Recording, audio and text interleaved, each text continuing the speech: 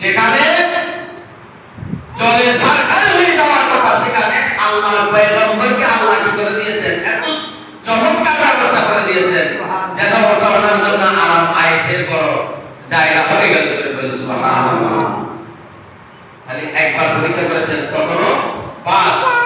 আবার বললেন, হে আমার ইব্রাহিম, যাও তুমি তোমার হাজরাকে তোমার পরিবারকে তুমি দুধু মরুভূমি থেকে রেখে আসো। আজকাল আমরা যদি বউ বেটিকে কোথাও মরুভূমিতে, মরুভূমি তো দূরের কথা, যেখানে গাড়ি বাড়ি নাই, এখানে রাস্তা নাই, গাড়ি নাই, যাতায়াতের পথ নাই, ওখানে কি রেখে আসবো? খাদ্য নাই, কিছু নাই, দুধু মরুভূমি, কোনো পানিরও ব্যবস্থা নাই। আল্লাহু আকবার। এখানে হযরত ইসমাঈল আলাইহিস সালাম যখন বলেন দুনিয়াতে তো শিফ আনলেন, আল্লাহ যখন আনালেন তখন বলতেছে কি ওখানে রেখে আসো। কোথায়? দেখেন আল্লাহর পরীক্ষা কিরকম। দুধু মরুভূমিতে চারিপাশে যেদিকে চোখ যায় মরুভূমি আর মরুভূমি, কিছু নাই, অল্প খাবার সামগ্রী নিয়ে যখন ওখানে আল্লাহ মানে রেখে আসলেন, ওই যে ইসমাঈল আলাইহিস সালামের জন্য পানির কি কষ্ট। এই যে মা হাজরা একবার এই যে দূরে গেলেও যে মরিচিকা দেখা যায় না, দূর থেকে মনে হচ্ছে ওখানে পানি, দূর মানে একটু মরুভূমি। আবার এখানে গেলে এখানে মনে হচ্ছে পানি। আমার মা আছে দূরে, হযরত ইসমাঈল আলাইহিস সালামকে পানি খাওয়ানোর জন্য দুধ তো শুকাই গেছে, কিছুই নাই। এভাবে যখন কয়বার তুললেন উনি, হযরত হাজরা আলাইহিস সালাম 5 বার দূর করেছেন। কয়বার? 5 বার দৌড়াদৌড়ি করেছেন। একবার সফা পাহাড়, একবার মারওয়া পাহাড়ে। এজন্য আমার আল্লাহ পয়গম্বরের মার এই কষ্টকে কিয়ামত পর্যন্ত হাজিদের জন্য সুন্নাত ওয়াজিব করে দিয়েছেন। সুবহানাল্লাহ। তোমরা আমার পয়গম্বরের মা যেভাবে দৌড়াদৌড়ি করেছে, কষ্ট করেছে, সেই কষ্ট তোমরাও কি করো, অনুভব করো। সুবহানাল্লাহ।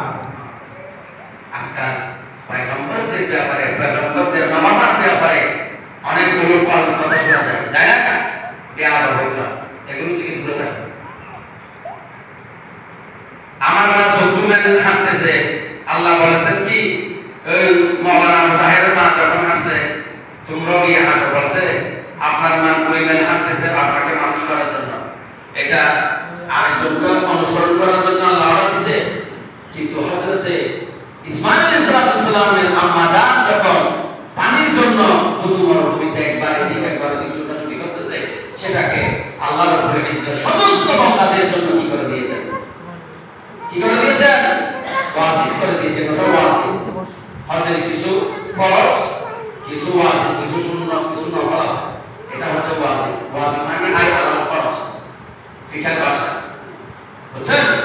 অর্থাৎ ওখানে তোমরা তো ইন্না সাফা ওয়াল মারওয়া মিন শাআইরিল্লাহ, আমার আল্লাহ বলতেছেন সাফা মারওয়া এটা আমার নিদর্শন। কেন নিদর্শন করলেন আল্লাহ?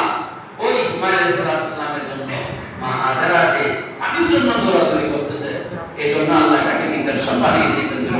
সুবহানাল্লাহ। যাক, এটা একবার পরীক্ষা, যাক ওখানে যা হলো। আবার যখন হযরত ইসমাঈল আলাইহিস সালাম কি করলেন, এই যে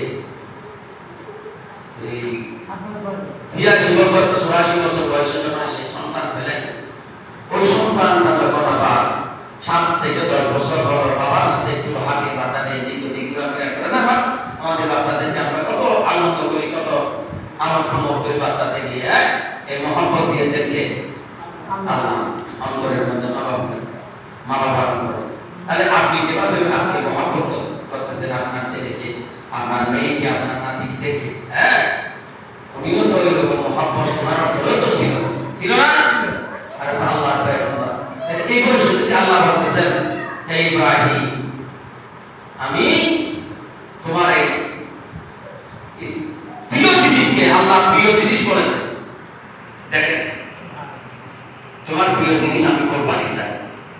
গরু দিলেন, জুব্বা দিলেন, নোট দিলেন, আল্লাহ কবুল নাই। তারপর যখন সামনে দেখাচ্ছে তখন বুঝতে পারলেন এটার চাইতে তো বড় প্রিয় জিনিস আমার আল্লাহ দুনিয়াতে আছে। সুবহানাল্লাহ।